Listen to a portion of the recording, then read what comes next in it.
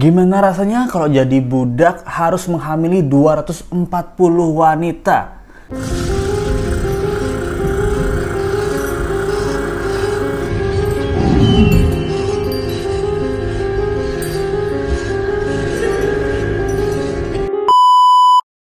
Halo, kembali lagi di Let's Go. Bagian Mr. I. Lama sekali tidak membuat segmen ini ya. Nah, jadi kabarnya karena lagi bosan untuk membahas tentang update-update Jessica ya. Ini kita cerita-cerita tentang pengetahuan aja nih. Nah, di sini ada cerita kisah nyata ini tentang seorang budak yang itu harus menjadi objek para perempuan bejat. Nah, bukan lelaki bejat. Nih ada perempuan bejat.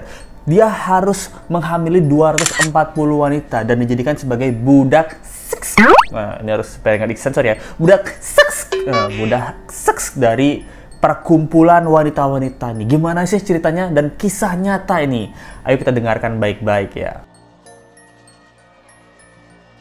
Aku adalah budak yang dipaksa menghamili 240 wanita. Namaku adalah Roku Jose Florencio, atau yang dikenal sebagai Pata Seka. Dan ini adalah kisahku menjadi budak seks dari 240 wanita. Wow, amazing. Ini kisah sedih ya, tidak boleh tertawa. Aku ini lahir di Sao Paulo, di Brazil pada tahun 1928. Dari kecil ini aku udah sebatang kara. Aku nggak mengenal siapa ayah dan ibuku. Namun dari segi postur, aku ini adalah seorang pria yang gagah. Tinggiku ini mencapai 2,2 meter. Badanku kekar, sehingga menjadikanku incaran bagi para bangsawan untuk dijadikan budak. Pada perdagangan budak, kebetulan aku dibeli oleh seorang bangsawan asal Brazil yang bernama Joaquim Jose de Oliveira, yang dia adalah tuan tanah saudagar yang sangat kaya raya. Setelah membeliku, pada awalnya dia memperkerjakanku di ladang miliknya karena dia mempunyai ladang yang sangat luas dan besar. Tapi melihat kinerjaku dan tubuhku serta genetikku yang terlihat besar, kekar, kuat, panjang, dan lonjong. Nah, ini cerita sedih nih, tidak boleh tertawa ini. Iya, dia mempunyai tugas lain untukku. Dia memaksaku untuk menjadi alat reproduksi. Wah. Dengan kata lain, bangsawan ini pengen menghasilkan bayi-bayi budak baru yang genetiknya atau bodinya itu sama seperti diriku, besar, kuat, dan gagah untuk dijadikan budak ke depannya. Setiap hari sang saudagar ini memaksaku untuk meniduri 5-10 budak wanita yang ada di sana. Hari demi hari, pagi, siang, malam, 5-10 wanita harus aku tiduri untuk membuat mereka hamil dan melahirkan anak-anak yang mempunyai genetik dan badan seperti diriku. Dan setelah cukup lama melakukan tugas itu, aku berhasil seenggaknya membuahi 240 budak wanita. 240 wanita sudah pernah dibuahi.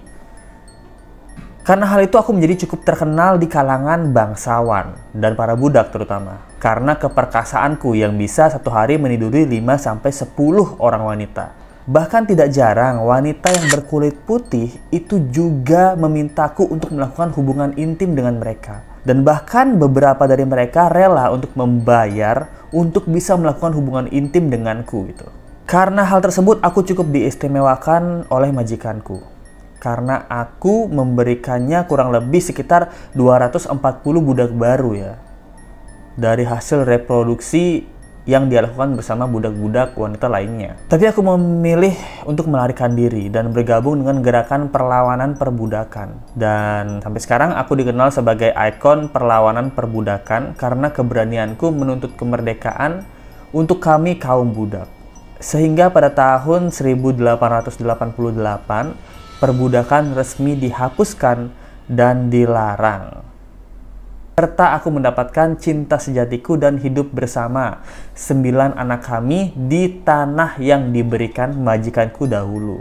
Akibat dari dulu aku pernah menghamili sebanyak 240 wanita, aku sekarang menjadi ayah kurang lebih dari 249 anak yang lahir dari perempuan yang berbeda-beda. Aku menjadi nenek moyang dari sekitar 30% populasi Santa Exodia di São Carlos, Brazil. Jadi 30% di tempat tersebut, di Santa Exodia di São Carlos, itu 30% efek perbudakan yang dimana dilakukan oleh tuan tanah pada saat tersebut ya, supaya memiliki gen yang besar dan kuat gitu.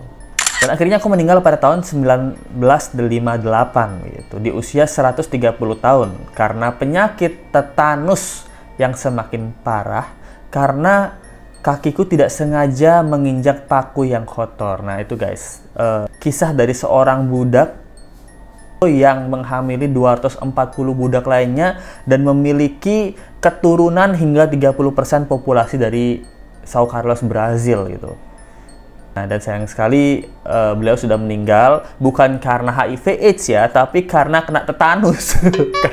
Kakinya kena paku gitu. Nah, jadi ini kisah nyata yang ada dalam sejarah di Brazil gitu. Ya pasti di zaman dahulu banyak banget hal-hal yang terjadi yang kita nggak tahu dalam sejarah perbudakan dan lain-lain. Sampai sekarang pun di Palestina masih aja namanya penjajahan ya gitu. Ya kasus Mr. I kisah nyata yang gue pengen share ke kalian. Nah kalau kalian suka sama video kayak gini, tolong komen dan like. Kalau nggak suka juga dislike aja nggak apa-apa. Kita akan lanjutkan video-video Let's Go lainnya di next video. Terima kasih yang udah nonton. Sampai jumpa lagi.